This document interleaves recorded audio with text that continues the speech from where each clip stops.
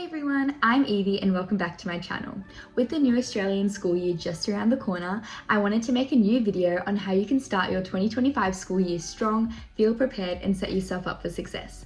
Whether you're in high school, university or just want to have the best year yet, I've got you covered. Let's get into it. The first step to a strong school year is reflection. Take a moment to think back on 2024. Your grades, study habits, socializing, what worked well for you and what didn't. Where are areas that you could improve? Something that I like to do to make this really intentional is journaling. I like to sit down at the start of the year and take note of my strengths, my weaknesses, and areas that I could improve and build on going into the new year.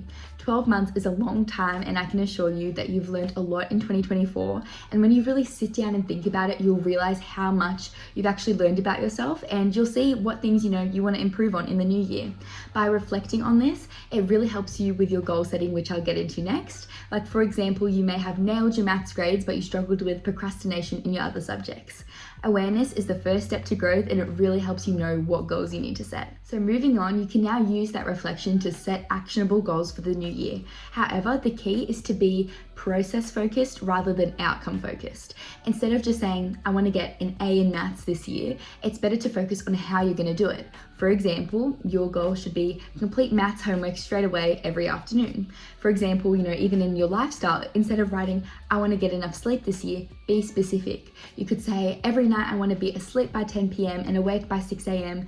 every day of the week to make sure that I consistently get that 8 hours of sleep. It's such a difference when you know specifically what steps you need to take to achieve that goal. To help with your consistency, my third tip is to use a tally system when considering your goals. I have this journal which I use and I buy it every year. It's just from Kmart. But you can write down your habits and then every day of the week that you achieve it. That way, when you come to this journal every single day and you have a streak going, you don't want to break the streak, kind of like Duolingo, but it's with your own personal life and your own goals. And it really just keeps you so accountable. If you're like, I've done this 4 days in a row, I don't want to break the streak now. It just, really helps with that sense of accountability. And once you do it on repeat for, weeks on end, it just becomes a part of your daily routine and doesn't require much thought or effort. My fourth tip is to challenge yourself this year and start something new. I know it can be so scary to step outside of your comfort zone, but you'll be surprised at how much you can grow and how many new skills you can learn. A few years ago, I made the decision to start debating as an extracurricular activity, and that opened so many doors for me. I gained so much more confidence in public speaking, it opened up leadership opportunities, and I made so many new friends, and I just have, memories and experiences that I would not have had if I just stayed inside of my comfort zone. I can guarantee that there's one thing that you're thinking of that you could join, at your school or in your local community. It could even be a leadership role, joining a new sport, even volunteering every few weeks, anything small like that. It really just, makes this year different to every other year in the past, and you would be surprised at how much you can actually grow from it. So I really want you to just sit for a moment and consider, what is one new thing that you could do in 2025? My next tip is to develop a weekly check-in system. Setting goals is amazing, but it doesn't mean anything unless you constantly remind yourself of them. Otherwise, you're going to simply forget to work towards them. By reviewing your goals that you've written weekly and taking some time to journal by thinking about, what went well this week or what could have gone better this week, it really helps you stay on track and reminds you of, hey, I have these goals. I didn't really pay much attention to this goal this week. Next week, I'm going to make sure to do that more. It really makes you aware of how you're spending your time and how you can be more productive in working towards your goals.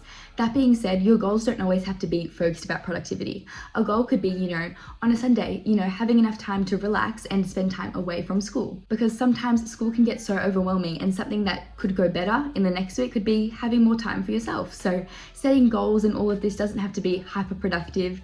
Actually spending time for yourself can actually make you more productive because you're giving yourself that time to relax and reset for the next week. My next tip is honestly what we think about when we go back to school, and that's organizing your stationery and study space. It's honestly my favorite part about going back to school, stationery shopping and getting all the new stuff, but you'd actually be surprised. You can actually reuse a lot of things from the previous year, but I always, make sure to get new books and folders and binders, whatever you specifically need. Making sure you have all your stationery ready well before the date is so important to just, take away that outside of school stress. And also setting up your study space is actually so underrated, and it's not something that I did until just last year, but actually setting up your desk, making sure it's clean, making sure it's organized, and making it a motivator to study is so important. I put sticky notes with my goals. I still have them. I haven't gotten rid of them, and I'm graduated high school, but I just keep up sticky notes like with my specific goals, and even have a vision board just above my desk so that I'm constantly reminded of my goals and what I'm working towards. And I find that that's really motivating, and every time I sit down to study, I just look at that and it's like, wow, it's just a nice reminder. So I suggest you do the same. And it's also really important to keep your study space clean and more on the minimalistic side. That way there's minimal distractions for when you're studying, and that your desk is a place of study and being productive and getting your work done instead of distractions. Next, positive first impressions are so important, and I'm sure when you go back to school you might have new classes, new teachers, new friends in your classes, people you don't know yet, and it's so important that you have a positive, strong first impression to have a great tone for the rest of the year. Using the teacher's name and engaging in class discussions early really makes such a huge difference, and it just really makes the start of the school year more positive. And I find that when I actually take the time to ask more questions in class or talk to the teacher once the lesson is done, it really just makes school so much more meaningful, because it's not you just sit there and you just do the lesson. You're actually really engaged in it. And it's also so nice to make new friends in your classes too. And sometimes there's seating arrangements, but even sitting with a new group of friends, it can seem like scary, like in a class walking up to a table of people you don't know, but you'd be surprised at how much of a difference it can be and how welcoming most people are, especially at the start of the school year. And I find it so much easier to make new friends in the first few weeks compared to later on in the year, and it really just makes school so much more fun when you take that time to make a positive first impression and meet new people. Next up, technology can be your greatest advantage if you use it wisely. Using apps to organize your schoolwork is so fantastic, and it really helps in your time management. I'm sure you're all familiar with Google Docs and Google Drive, which I use to store everything and organize it into folders, but apps like Notion are also great to draft out things and organize them into sections. I also love the app Quizlet to make flashcards, and they also have like AI tools where you can upload your notes and they make like summaries and they make flashcards for you, which is a really great tool to use, especially going into the new year when you want to create new study systems and things like that.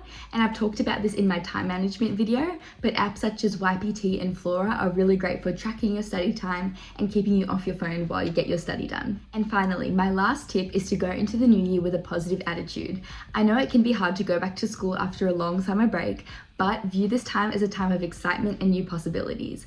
I know that I would always have conflicting emotions about going back to school, but most of the time I would really just use that excitement as motivation. As you have new classes, new teachers, you got your fresh stationery. It's an opportunity to make new first impressions, and you can really reinvent yourself as the person that you want to be.